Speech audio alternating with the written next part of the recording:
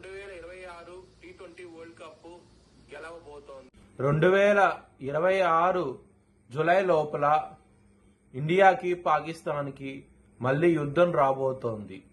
జై శ్రీరామ్. 2022 నుంచి 2026 మార్చి వరకు మొత్తం 20 ప్రెడిక్షన్స్ అనేవి ప్రూవెన్ అయ్యాయి. అవన్నీ కింద డిస్క్రిప్షన్ లో ఇవ్వడం జరుగుతోంది. ఇది నిజమా కాదా అనుకుంటే కింద డిస్క్రిప్షన్ లో లింక్స్ ఓపెన్ చేసి చూడండి. నిజమైతేనే నా ఛానల్ ని సబ్స్క్రైబ్ చేసుకోండి.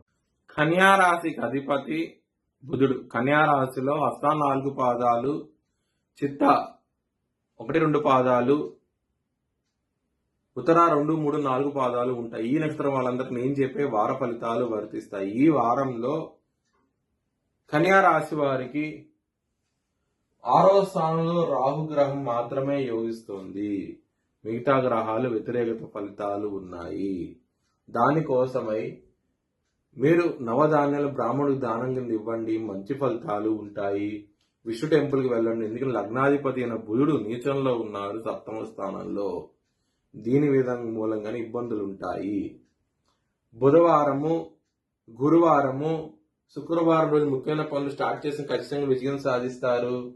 ఆదివారము, సోమవారం రోజున మాత్రం ముఖ్యమైన పనులు స్టార్ట్ చేయకండి. స్టార్ట్ చేస్తే కనుక వ్యతిరేకత ఫలితాలు, ధన నష్టం వచ్చే అవకాశం ఉంటుంది.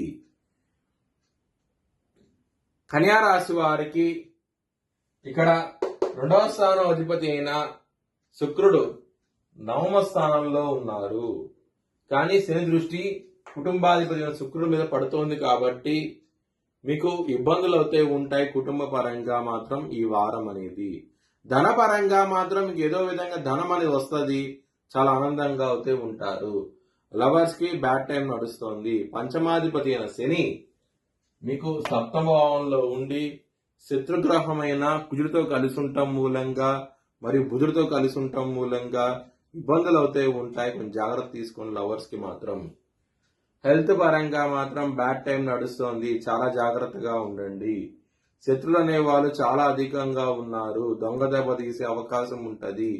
కాలభైరవ అష్టకాన్ని చదువుకోండి, చాలా మంచి ఫలితాలు ఉంటాయి. బిజినెస్ పరంగా, వృత్తి పరంగా చాలా బాగుంటది ఈ వారం అనేది. ఎటువంటి సమస్యలు అయితే ఉండవు. వృత్తి పరంగా మాత్రం మంచి కాలం రాబోతోంది. మీకు చాలా మంచి ఫలితాలు చూస్తారు. మ్యారేజ్ పరంగా మాత్రం బ్యాడ్ టైం నడుస్తుంది. ఎందుకు?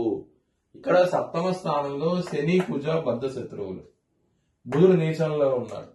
ఈ విధంగా గ్రస్థితి ఉన్నది కాబట్టి మీకు ఇబ్బందులు అయితే చాలా చాలా ఎక్కువగా ఉంటాయి. చాలా జాగ్రత్తగా ఉండండి. మీ భవిష్యత్ వివరాల కోసమై హెచ్చరిక జ్యోతిష్యాలను సంప్రదించండి. Please like, share and subscribe my channel.